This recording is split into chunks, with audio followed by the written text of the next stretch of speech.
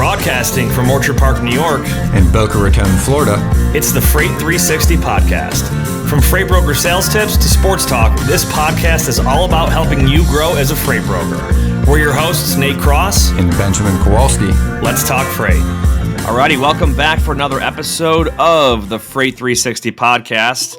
And today is going to be a great episode. We're going to dig into vetting carriers. And I know we've talked a lot about double brokerage and fraud in the past, but we really haven't done a whole lot of content lately, Ben, on specifically the fundamental process of carrier vetting. We'll get into that in just a bit. But if you're brand new here, welcome to the show. We're glad you found us. Continue to share us with all your friends. Check out all the other content. Leave comments on YouTube. Subscribe. All that good stuff. And if you want to learn more about Freight 360 and our training, make sure to go to freight360.net. Check out the Freight Broker Basics course. It's a full-length, in-depth training that'll help you succeed as a freight broker. Ben, how are you today, man? Doing well, man. Steelers, you know what's awesome? Way to make it to the playoffs. I know. I was gonna say somehow, and it's funny because we were talking with Ken Adamo last week, who's a fellow Pittsburgh Yinzer like yourself, and he kind of mentioned that he gave up on the Steelers. And here we are going into playoff football, bonus football, and the Steelers and the Bills are playing each other in the wild card in week one, which is pretty cool. I didn't think that me and you would ever be able to, because we've never had that happen before on the show. We've had regular season matchups, but for the Steelers to come to Buffalo, to Orchard Park, and play a game this Sunday at 1:00, it's going to be interesting, man. We'll see. Any given Sunday. 1:00 game? 1:00. Yeah, 1:00. So the quick, I'll just go through some of the NFL stuff here. The Bills hosting the Steelers, 10-point favorites. I'm naturally going to take the Bills in that pick there just because they're at home. They're hot right now. And the Steelers are, I think, would you consider Mason Rudolph as a third stringer or a second stringer? He's not your starter, that's for sure. For sure. I mean, he was third string at the beginning of the season. They were questioning why he was on the roster. So, yeah. I mean, dude, he had a Superman-looking win, though. He literally looks like a quarterback. What's that? I said a quarterback compared to what some of the other games have looked like this season. But I was going to say, he also looks like Superman, like the character. Oh, yeah. With the long hair. Is it Clark Kent, right? Superman? Yeah, Clark Kent. I could see him putting on some black framed glasses and ripping open the shirt a little bit, seeing the ass underneath, but who knows? So we'll see. Bills, 10-point spread. I don't like a double-digit spread, so I wouldn't take the Bills to cover 10. I would love to see it, but I don't know if that's going to happen. But who knows? You got the Dolphins who, first of all, how about them Bills, man? They went from not even making the playoffs potentially to being the number 2 seed. So that's the big takeaway. Go Bills. Super excited for it. But then you've got the Dolphins going to the Chiefs. So I think KC will take care of business there. Then you got the Browns and Texans. That'll be an interesting game on Saturday afternoon. Ravens get the bye week. On the NFC side, Cowboys will be hosting the Packers. I think they'll take care of business. Rams, I would assume, will lose to the Lions, and I think the Eagles will take care of business in Tampa Bay on the road. So that's your playoff picture as it stands now. We're going to watch this unfold over the next month. Speaking of, who won the poll? It was Steely McBeam, 82? Yes. So Steven, unmute yourself. Do you have his name? Or Steven's muted. He doesn't know how to use a computer, but that's fine. No, I do not have his name yet, but I have sent an email. So okay, hopefully by the time this airs, we will have information in the show notes. So yeah, congratulations to, was it Steely Mc something? It was Steely McBeam, 82. Yeah, congrats. And he or she, I don't know if it's a guy or girl, won by, I don't even think anyone had a chance in the last week. I think unless they just totally collapsed. But what stinks, man, is I looked at it. Steven, you and I came in 3rd and 4th place, but we both missed picks. So, I missed 2 weeks of picks. I don't know how. And I think you missed a week of picks. I missed 2. I think 2.5 weeks. Building my project in the basement kind of ate up a lot of my time, and then on Sunday at 2:00, I'm like, oh man, I didn't make any picks. Yeah, for sure, it happens. And then you could clearly see like participation tailed off as people were so far, like they're so far out. They're like, I'm pretty much they either forgot or they just started giving up. But we at one point, I think we had like 50 or 60 people that had signed up, whether or not they were actually active. But that was fun. It was a good way to do the season. I definitely want to continue that in future years. But congratulations to Steely McBean, whatever, for a $250 prize. It'll probably come in the form of an Amazon gift card. That's just kind of the easiest way to do it. But yeah, love to see it. Love the participation. And we'll see how these NFL playoffs shape out. Other news in sports, you see Tiger Woods dropping the Nike contract. 27 years, yeah. Was there a reason for it? My assumption is just that, like, the amount of money probably to retain him and where he was at in his career, he's probably... I know he talked about, obviously he's playing less, if at all. And recently in the news, he was talking about, a shorter schedule, playing a tournament here or there. And I got to imagine Nike's probably just like, hey, for the amount of money that we're allocating to this, maybe it makes sense to... I don't know. Somewhere in there was an impasse, but they both seemed to talk about it in really good light. Neither one of them seemed like disgruntled or anything. They both had really nice things to say about, the relationship and the near 30-year history they had together. The one thing that surprised me is that, like, 'cause I used to have Nike irons, and I was at a tournament, like a scramble, and somebody accidentally took my pitching wedge. And I went to buy a new one, and I was like, it was like 2016, and they were like, we just discontinued all of our golf. We're just going to do apparel now. And I'm like, what? So I couldn't even get a replacement club. Mm-hmm. So I'm like, okay, is the fact that they stopped the actual golf equipment side, I wonder if that had an impact. Because then, if Tiger's playing, he's not swinging a Nike driver or irons anymore. Oh, hasn't in a long time. Well, like almost 10 years. I mean, it was 2016 when I think they discontinued it. It's 2024 now. So yeah, he plays with and he started his own clothing brand. Right? Yeah, but his irons they specifically made, and he worked with them. I think that it's going to bother me now. My cousin bought them. You could literally buy his irons, right? The exact same ones. And my cousin bought them when they came out that year, just to kind of have a set in his office. And I got to swing them. It's pretty cool. Super TaylorMade, yeah. And they're, his set of irons. P7 TW iron by Tiger Woods by TaylorMade. Interesting. So yeah, so I think that kind of makes sense as to why. But hey, the 2024 golf season's back. They just had the opening, I can't remember the name of it, the opening match this past weekend though. So back into golf season. Those guys play year round, but it's distinctively the new season. So, in news, we just had a newsletter go out earlier this week, and there wasn't a whole lot of crazy in the marketplace. Trade was up based on U.S. imports this month. Couple reports of the driverless truck companies that are now advancing to the next phase where they're removing the human from the cab in their testing process. So we'll see where this goes. I actually had a thought about this, though. When I was in Albany, New York this weekend, and I was driving back through a snowstorm. It took me like 6 hours when I should have been like just under 5. And I thought to myself, as I'm there like white knuckling my steering wheel and, semis are flying down the road because they're way more comfortable driving in a snowstorm than I am because I do it all the time. But you got friggin' slush going everywhere and there's snow covering up the lines. How do these driverless vehicles, how does a Tesla know where the road is when there's snow on the ground? They can't. At least the ones that I've been in, they can't. In fact, they don't even work in the rain. So I think from what I've read, and it's been a while, but they're basically only starting them in the Southwest, like in Arizona areas. And it's also mostly because of the way the streets were there. Because I think Google started testing their car Waymo years ago in the same types of cities because the way the cities are laid out, they're flat, they're straighter roads, I think, and they have less weather issues. Because even the two cars that I've had, one, I think they use Doppler, like the same thing they use for radar and for golf balls and things. Yeah. But if it's raining, especially if it's raining hard, like my warning systems come up and it just immediately says isn't working. Don't pay attention to this, lane departure, all of those things don't seem to function.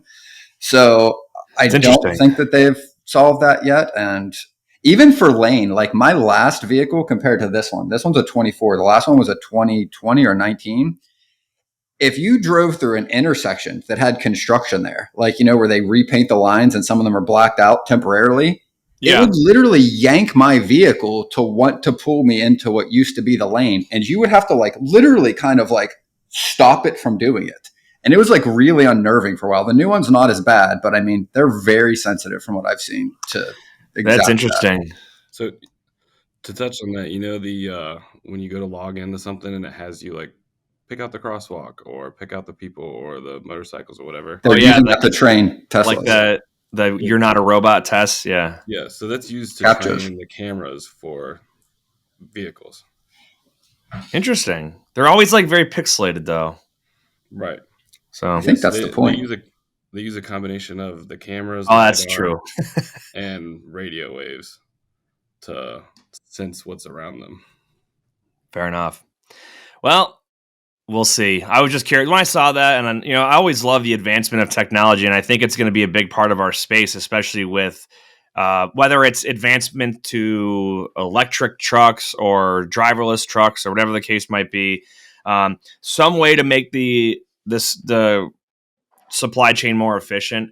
I still can't picture an all driverless trucking fleet. I just can't.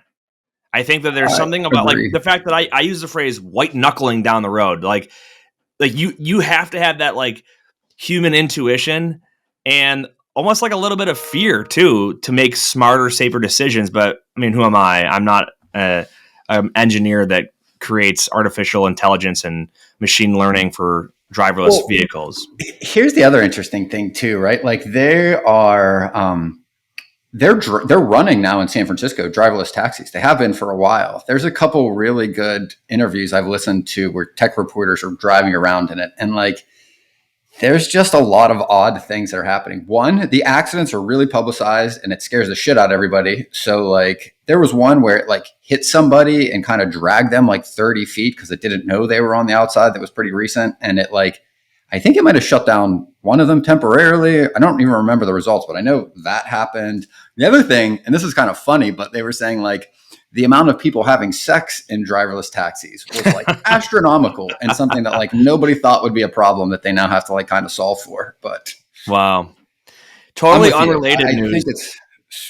I think it's going to be a while, but I'm also hoping that it does help with two other things on that point. There was a recent New York Times piece I read over the holidays that like pedestrian accidents are up some astronomical amount, like 300, 400, 500% of just people getting hit by cars now and fatalities. And they think it's two reasons: pedestrians walking around staring at their phones and not paying attention, and people driving their cars and staring at their phones and not paying attention. And living in Florida and being hit by a few cars as a pedestrian, to me, I'm like, I really hope my daughter, when 15 years from now, possibly doesn't have to drive a car. Is kind of like my hope. Yeah, I mean, hey, my job, I kind of hope it never happens. I think if you remove the driving, we're going to have another skill you're going to learn. You know what I mean? I think that's just how history has progressed. In unrelated news, do you get the Morning Brew? Yeah, I haven't read it in a while, but I do still get it. So I read it like periodically. That's where I saw the Tiger Woods thing. And I also saw the one section this morning. This is we're recording on Tuesday. It says it's the real estate section, which is always somewhat relevant to brokerage because real estate and new builds tends to kind of follow the overall economy, right? But this one specifically was about Buffalo, New York, and it said, I mean, it talked about Bills Mafia in the NFL, but it said Buffalo, New York will be the hottest housing market in the U.S. in 2024, thanks to affordable home prices and strong employment rates, Zillow projected. So if watching Bills fans welcome the team home yesterday from the AFC East title win doesn't give you the urge to move there, then this might. It said the cost of home in Buffalo average is $248K, below the national average of $347,000, so almost $100K cheaper. And typical Buffalonian pays $1,800 a month for a mortgage, $1,300 a month in rent. Buffalo has the highest rate of new jobs per home out of the 50 biggest cities. And lastly, the Biden administration named Buffalo a tech hub for semiconductor manufacturing, which means the city could get billions of dollars in government funding via the CHIPS Act. I didn't know that, but hey, little shout out to Western New York. If anybody's listening, it sounds like our housing. I mean, I've always appreciated what you can get for your money, housing wise here, because like Blue Book Services is the resource you need if you're transporting fresh produce or lumber. Their online databases contain thousands of companies throughout the produce and lumber industry supply chains. You can easily search their databases to generate new sales leads.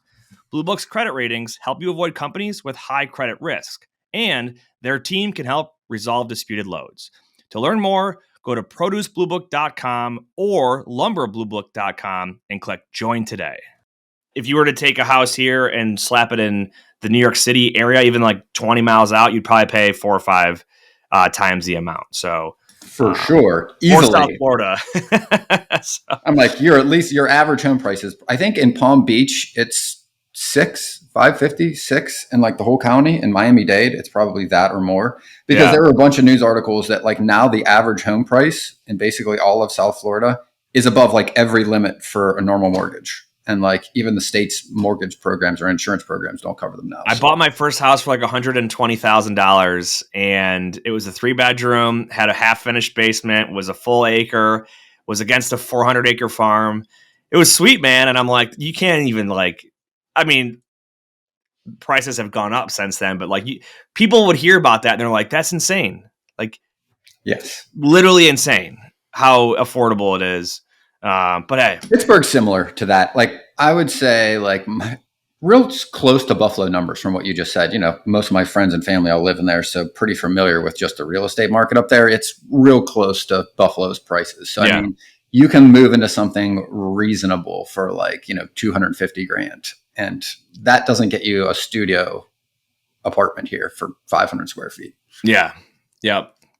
You mentioned Pittsburgh, even though Pittsburgh's not part of this stat, Pittsburgh adds to this stat, but I think it's the first time in NFL history, the 3 Great Lakes teams all, what'd they say? The three Lake Erie teams all made the playoffs. So like Detroit, Cleveland, and Buffalo all made the playoffs. You guys aren't too far. Pittsburgh, you know, maybe hour and a half to get to the lake, but thought that was interesting. Fun little fact. All right, well, let's talk some carrier vetting here, right?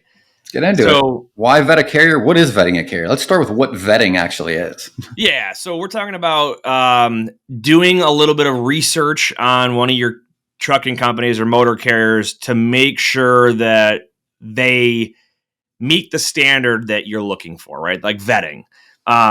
So the reason and I'm going to have a very straight to the point educational video on this, probably releasing in the next week or so.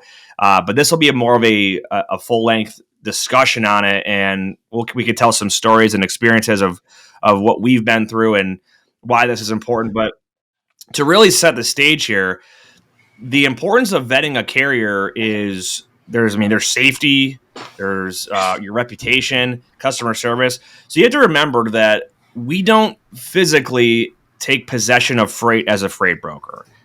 Our job is twofold. Number one, to serve our carrier base, we want to find them good freight to get them where we're going, right? And make sure that, you know, they're not going to have issues. And that's, you know, we have to vet out good customers that are very communicative for that to be good. On the other side, we have to service our customers to make sure that their shipments get where they need to go on time, without delay, without damage, and all of that.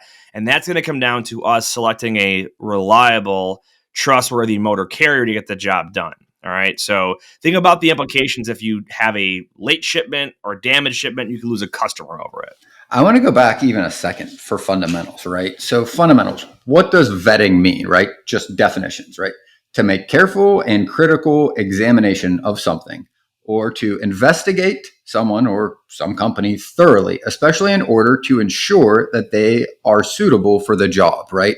So I think freight brokerage, what most people miss is like, in its most simplest sense, we are just outsourcing the hiring job from a company that ships things. Like that's what we do. They have a department that hires trucking companies, and they also vet the trucking companies for age and all the things we'll talk about in the show. So when you are working with a customer, all you should be doing, in its most simple sense, is understanding everything they do to vet their carriers for their risk profile for that company and what they've decided, and then apply the exact same criteria when you're hiring the carriers on their behalf, whether it's insurance, age, reliability, all of those things, right? So our job really, people think it's all these different things and we ship things and we move things, and those are all really true. But in its simplest sense, like we just get paid to hire trucking companies faster than a shipper can, and to do it more nimbly in a market where you might be doing this in 45 minutes or 10 minutes, as opposed to a shipper that it takes, a couple of days or a couple of weeks or longer. We also become experts in this, right? So it's more than just hiring that truck. It's finding the right truck with the right equipment at the right time, at the right price, with the right, all the stuff we're going to go through as far as inspection history, safety stuff, all that stuff, right? And we have to become subject matter experts at this so our customers don't need to worry about it. They should be able to say, Ben, I trust you. Just give me the truck here. As long as we're within the price range, I know you should be able to do a good job to get me a good truck here. So very important. And failure to do this properly can and likely will result in you losing a customer or losing a chunk of their business because you failed to give them adequate service. So that's why it's important. I want to start off, these are in really no particular order, but I want to start off with verifying a carrier's authority. This is a very, very basic starting thing to look at. So you're going to usually ask a carrier, hey, what's your MC number?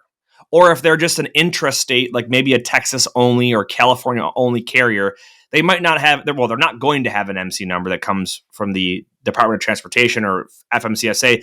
They're going to have a DOT number issued by their state. Okay, so like Texas DOT number or California DOT number. So either way, you want to get that identifier, typically an MC number, and you want to verify it through either one of the third-party systems that ties into the FMCSA's database, or you can go right to FMCSA. It's the SAFER website, SAFER. If you just type in FMCSA into Google, it'll probably pull up.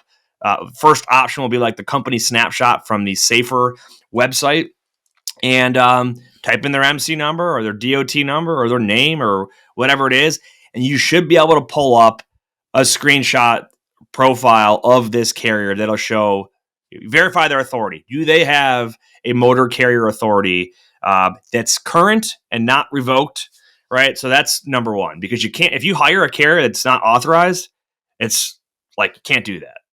Because they're not legally authorized to haul your freight. It just is. That'd be like if I called you, Ben, and I was like, "Hey, man, why don't you go rent a U-Haul, and I'll just hire you to go move my customer's freight, right?" And it's like, no, you can't. Like, our job as brokers is very clearly defined what we can and cannot do as an intermediary. So, so when you're checking authority, do you do anything in addition to that? Like, some people will look at the age, right? They might want to see, hey, I want to make sure they're in business for 9 months. 6 months, 3 months, whatever the case might be. Is there anything that you look at specifically, like revocations or anything like that? On SAFER, the things I tend to go to look at are the out of service percentage, and I look at the power units, and I look at. So we'll get down to that in a little bit here. But as far as just the authority by itself, like just motor carrier authority. I usually look at the time, and I'll be honest, I know we want to go through this fundamentally, but I use highway predominantly now to do all of this. So like when I go into their system, I look for a lot more than I did before because I can see more, right? I look at their authority age. I look at all of the warnings and all the other things that we'll get into later. Mostly though, the age, and then, looking for red flags. I mean, if it's been there for like a month, I'm going to ask a couple questions. Yeah. There's a lot of subjectiveness too. Like some company, I've worked for a company where they said you have to have an authority for 180 days. And then we lowered it to 90 days. But you could have a carrier that was only in business for 2 months that was told no, even though they might have been a company driver for 20 years before. And they decided, I want to go off on my own, become an owner operator. So that's why I want to point out real quick before you go past that, some of my best carrier relationships have come from those situations where you ask questions and you find out they're like, oh, this guy, just like you said, has been driving for 20 years and decided to go on his own maybe 2 months ago, right?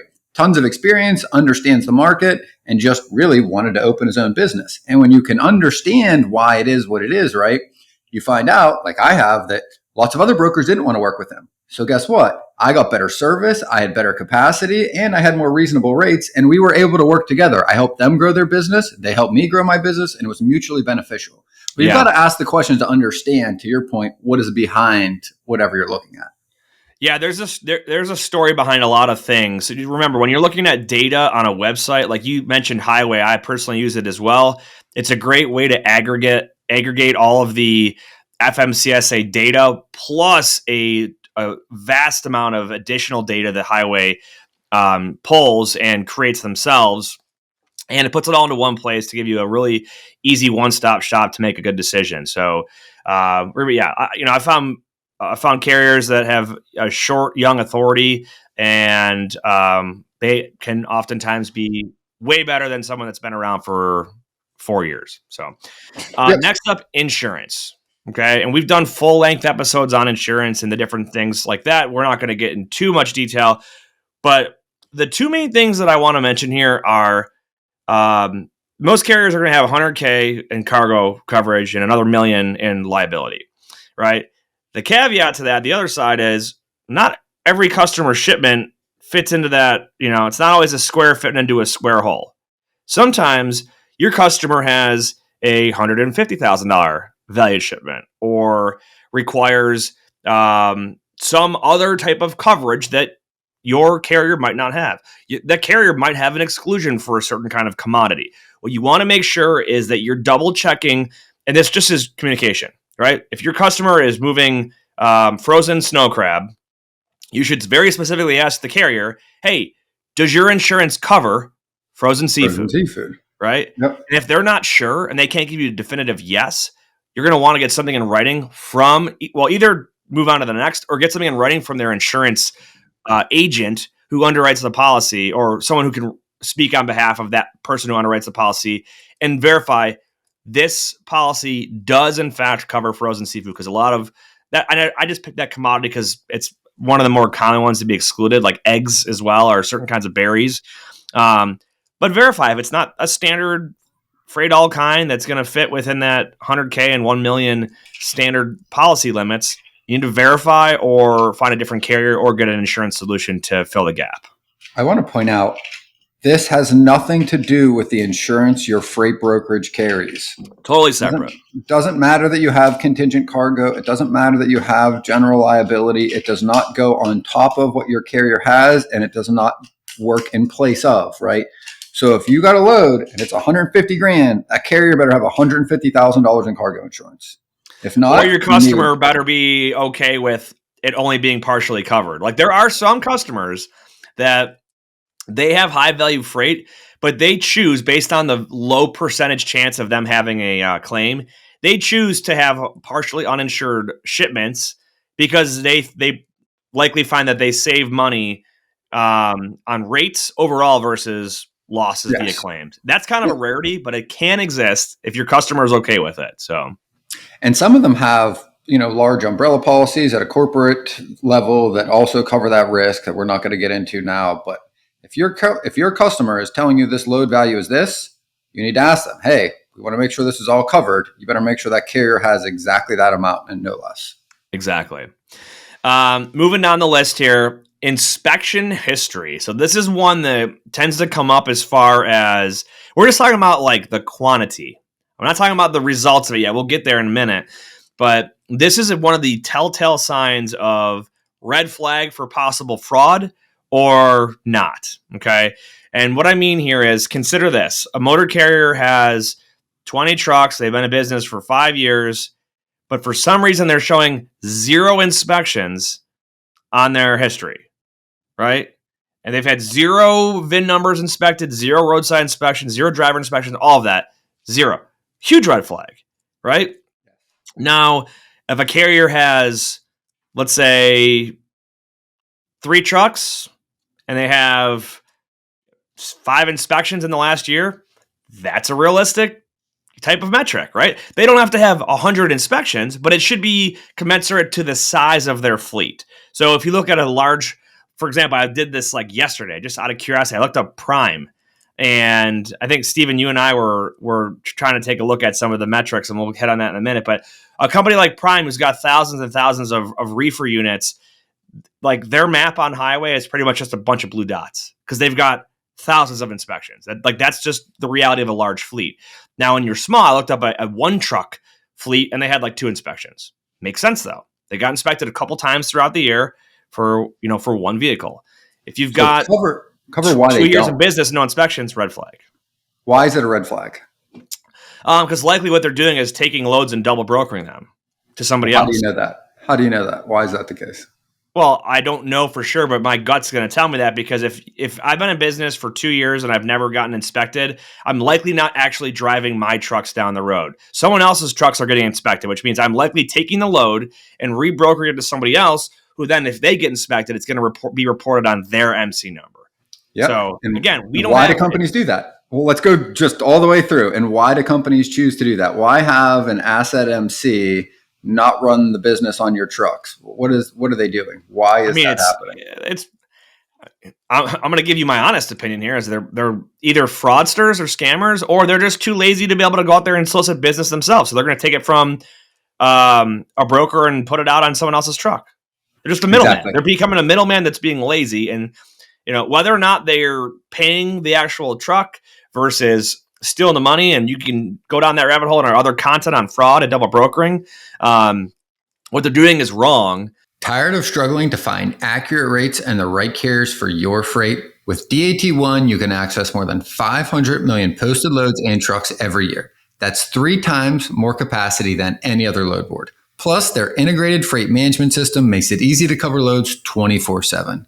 They have the most trusted network of carriers, brokers, and shippers in the country.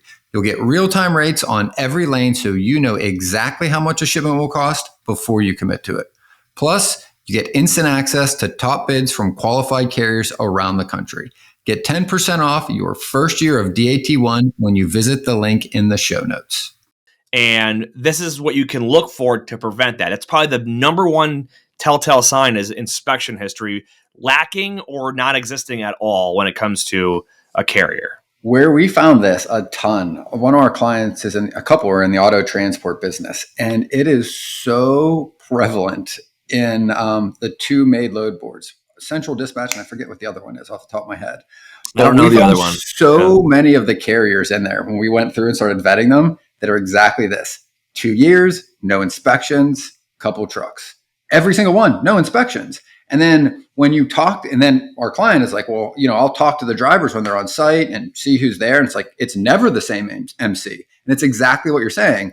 They're carriers that are like, hey, we can get an asset MC, sit on a load board. Brokers will call us, give us business, and then we can rebroker that freight without them knowing. They don't have a license, so they're misrepresenting themselves just to be able to get business easier. Then they give it to their buddy who, and again, anecdotal, but a lot of them don't have any insurance. So not only are you not booking the carrier that you thought, but another guy shows up and you have no idea if they have any insurance, let alone the right insurance. And now your customer's freight is just rolling down the road with absolutely no coverage if anything goes wrong. And it has happened a lot on that side of things from what we could tell. Yep. So we'll go in now. We can kind of peel back the layers and look at oftentimes the result of those inspections. Hopefully they have inspections, but we'll look at violations, the safety rating. Safety ratings aren't as prevalent now because, like, I'm pretty sure over 90% of carriers are unrated, just because the sheer amount of new entrants that came into the market the last couple of years. This was a stat when we were in DC with TIA last year.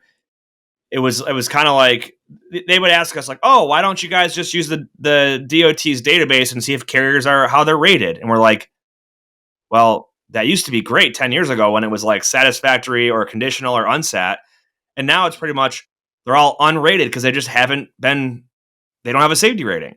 But the inspection results you can see. So if a carrier gets a roadside inspection, you can see if they have, just a one-off little, tire tread or tail light out or something.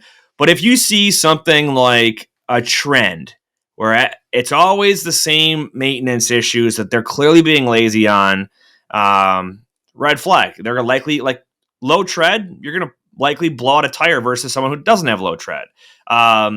if somebody go ahead, what you got? I just want to say, like, when you're going through these, the thing that goes in my mind is like every conversation you have with a driver that's super frustrating, where it's like, oh, we broke down, or you have a carrier that constantly keeps breaking down, which means they're not as reliable, right? These are the reasons that these things happen, right?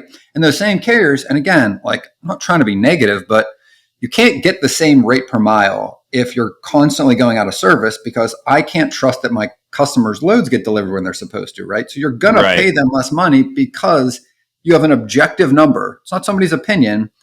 They're not managing their maintenance well and they keep going out of service. So it's very likely that happens with one of your loads. So these are like super important. And I think really often overlooked from both sides, the carrier side and the truck or the broker side.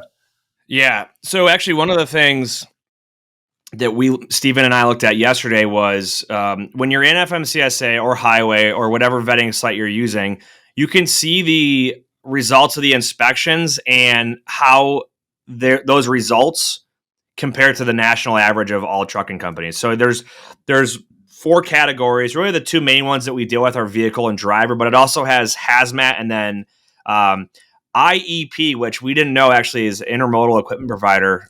Did you know that, Ben? I did IEP not. I've never come across that for an inspection thing, but so basically vehicle and driver. So you're going to show how many inspections they've had, how many out of service events they've had. So you can get dinged from an inspection, but not put out of service. But there are certain violations or accumulation of violations that will put a driver or a vehicle out of service until it's corrected. So for example, I just pulled up a random carrier. It said in the last 24 months, they've had 2 vehicle inspections and 16 driver inspections, 0 violation or 0 out of services for both of those, which results in a 0% out of service. The national average for vehicle out of service is 22%. That was kind of shockingly high to me, Wow, which means that almost really high. just over 1 out of 5 vehicle inspections roadside puts a truck out of service. So very important. This is also capturing the last 2 years of data. So there could be some bad actors or just some underperformers in there.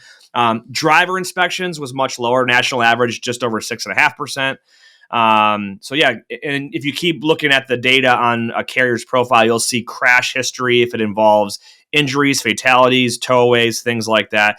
These are all really, and then you can go into you can go down like a rabbit hole in it's called SMS results for FMCSA. It's the safety measurement system. You can see literally every inspection, the results, all the dings against them. So what I typically would recommend looking for here is, as a broker or as a company, you should probably have some sort of like baseline expectation. So like, in my opinion, low tread and failed like brake pads, I would never use a carrier like that because that's just blatant, poor maintenance. Those are things that are extremely preventable, predictable. You see them coming if you're properly maintaining your equipment. So those are terrible. Also, things like if a driver is busted for a controlled substance, unless they've been fired and we have documentation that driver's not there anymore, I don't want a driver who's been caught drunk or high on my customer's load.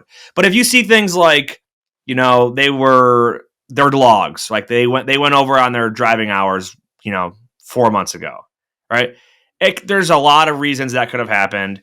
If you see a crash or, a lot of the other things, if they're like here and there, but there's very few of them and there's far between each one, that's a lot different to me than a trend of continuous violations and out of service. So you have to kind of figure out your comfort level, do a little research, find the story behind why this carrier has the results that they have, and then you ultimately decide, based on what your research and your vetting has been, are you comfortable with this driver or this trucking company? So what's the approach you take, Ben, when you're looking at safety scores, and do you compare them like to the national average, or did your TMS give a no-go on it, or what's that look like? No, same thing you just did. Like, I mean, I kind of go through it and have done it now thousands of times. So like, I just have a feel for kind of what I'm looking for. I look at the out of service percentage mostly. And again, for me too, like I ask lots of questions because I want to talk to lots of my carriers. Like, 1-to-1. So like I ask a lot of these questions to see if the numbers match up with the story, right? And if they don't, then I'm like, okay, this doesn't seem right. And then I also look at the flags from highway for like, well, for where the authority was, multiple authorities in the same location, all the things for fraud, because fraud's really big right now. But as far as like, I'm like, if you got a decent fleet and your out of service is like around average, a little above or a little below, I'm pretty okay on either end of that. When I see things that are egregious, Yeah. way above national average, to your point, I'm going to go right back to my carrier and talk about cost versus not cost. All right. So next up, I want to dig a little more into. We'll use highway as an example here. It doesn't matter if you're using highway or carrier assure or carrier 411, watchdog, which is managed by highway now. Right. There's a whole bunch of like ways to get reviews, reports, warnings about motor carriers, and you should absolutely be using some sort of system to do this. So reviews on Google or DAT, you tend to find like very skewed because people will, it's like Yelp. People leave a bad review when they're pissed, but very rarely leave a nice review unless you like ask 10 people, you might get one that'll do it. So you can look at those just for reference to get context and take them for what they're worth. But if you ever have like one of these Excel sheets of, hey, here's all the bad MCs out there and what was wrong with them, those are valuable, but they, it's also only as good as the data that was input. There could be a bad addition on that list, or just because someone's not on that list doesn't mean they're perfect. But look at things like you mentioned some of the red flags that highway gives, like, oh, there are 20 MC numbers associated with this same address. Yep. Red flag. Because you can't have 20 trucking companies all at a PO box, right? Where's their terminal? Where's their home base? Same thing with like if that person's phone number is associated with a different MC, right? Doesn't mean it's terrible. They could have worked there previously, but you want to understand why. Why is my phone number showing up, or why is their phone number showing up on someone else's MC? Same thing with if there's a brokerage at the same address. Not terrible. My company that I work for, Pierce Worldwide, we have a trucking company too. They have the same address, but they're two different companies. But if someone has a brokerage and a 2-truck operation at the same address, they can't take 20 loads in 1 week. Because if they are, they're either putting them through their brokerage or they're double broker them out to somebody else anyway. So that's the big thing too, right? And I don't think people think about that often, but when you are, looking to have multiple loads booked, right? Take a look at how many trucks they have and make sure that that math adds up, right? Yep. You're giving somebody 5 loads a day, right? That are, 500 miles or whatever, and they've got 1 truck. Like they're not running them. So the other things too, and this is just very basic, straightforward, just blatant reports. Highway will tell you, report of double brokering, report of fraud, report of their identity has been stolen by somebody else, right? And you can get a description, a narrative of what happened, contact the author of the review if you want. My take on all of this, right? If I see blatant like 3 double broker fraud reports, like don't use them. Just don't use them, okay? Put them on do not use in your system. But if somebody has maybe a weak authority or a newer authority or a weak inspection history, or if they have a phone number associated with another MC, like things that could be bad but aren't for sure, just take additional measures to make sure that you are dealing with the person that you think you are, that they are who they say they are, they have the truck they say they have, in the location they say they have. So what we do is if we hit, typically we just want this to be done all the time. Eventually, you'll usually gain trust in some of your carriers, hopefully. But a newer carrier, we're going to say like, hey, we're gonna want GPS tracking on this load. We're gonna want to see a picture of you at the pickup. So our we want to make this is for us and also for our customer to verify that they've got the right truck there and all that stuff. But it's really hard to fudge that stuff. I did see one. We had a guy. He's like, "Does this picture look real?" Someone took a picture of a truck at the pickup and like photoshopped their name and MC on the side of the truck. And the only reason we figured it out is because like the quality of the photo was far less. It's a much lower quality than like the logo, the high quality like text that clearly was put in there on like Photoshop or like someone's iPhone. But yeah, in that case, have them take a video. Like, hey, here's my truck, name on the side. Here's the pickup. Boom. Like that's a great, easy way to do it. So yeah, and Highway does a pretty good job at forcing people to verify their identity and location and all that stuff. So yeah, but yeah, that's my big take on those reviews and whatnot. We got a couple more here. TMS history. I know we're getting kind of long on the discussion here, but this is good stuff.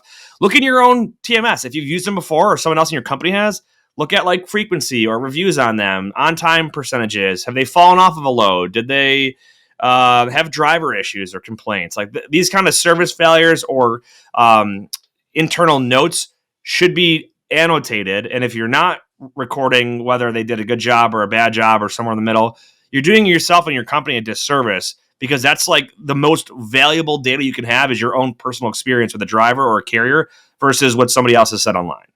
It's my take on it. And I think it's really helpful too for the rest of the company, right? Because the nice part about that is when it's internal, you can be a little more honest, right, with what's happening, because it's not to the public, it is for your own company's purposes. The other thing that's nice about those is like, even when something goes wrong and you see those, you can just quickly call the broker that put them in there and just go like, hey, walk me through the situation just so that I can understand it. Was it a one-off? And most of them that I'd found, because we leaned on that a lot when I worked at TQL, because everybody was in the system for the most part, like you'd find out that it was usually some point of contention where it was maybe a little bit the truck's fault, a little bit the shipper's fault, a little bit the broker's fault, and everybody just kind of got pissed off at each other, and then it escalated. Yeah. I'm like, oh, okay, well, that's not really a reason not to use this truck. I mean, when you see things like takes loads, never answers the phone, never calls back, don't know where my load is, even if they deliver, like, okay, it depends on the load I'm shipping, right? That might be okay, that might not be okay. But those are really, really valuable insights to, cultivate, get into a place where you can access them. Because if you don't create them and spend the time to put them in your system, they won't be there later for you to read them when you run into that carrier again. So even for one-man shops, it's really important that you're keeping notes for the carriers you're using that you like too, not just the negative sides.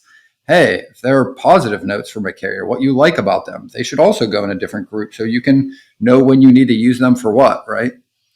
Yeah, I always recommend, just kind of put a bow on that statement, is whether or not you actually use a carrier, like ask a couple questions and add notes to your TMS. And it's a totally different topic. We've talked about this before as far as like building a carrier network, but say you talk to a driver, you're vetting them out, and then you find out they don't have the right, they don't have enough hours or something. Something's not a good fit for this load, but you still want to find out like, oh, they've got 3 reefers that are available every Tuesday in Chicagoland. Like, put that in your TMS. That's huge. That's great data. All right. Find out something, which leads me to my last vetting point, which is verifying their equipment and their driver's hours. And again, this is not an all-encompassing list, but these are some of the highlighted ones. So when I mentioned equipment type, right, if they need a reefer, make sure they have a reefer, not a vented van, not a dry van because you think the temperature is just right. They need to have an actual reefer unit, and you need to make sure that they have a properly working reefer unit on the front of that trailer. And driver hours, I mentioned as well. Make sure that driver has enough hours available in their week or in their day or in both their week and their day to get to the delivery on time and the pickup on time for that matter. And if it requires a team, make sure that that team is going to actually act as a team. And the reason I bring that up is we had a situation earlier or late in 2023 where we needed a team drivers for a load. We got verification that there was 2 drivers, but they didn't drive like a team. They didn't drive 11 hours each for 22 hours a day. They drove one drove 6 and one drove 5. So a team that drove as if they were just a single person. So they missed the delivery. Like that stuff's important. Like set the expectation, verify that stuff up front, and as well as any kind of rate deductions that may come from your customer due to these service failures. So equipment types that you're verifying. Also, like think about your extra equipment, like if you need chains, straps, tarps, the size of the tarp, pipe stakes.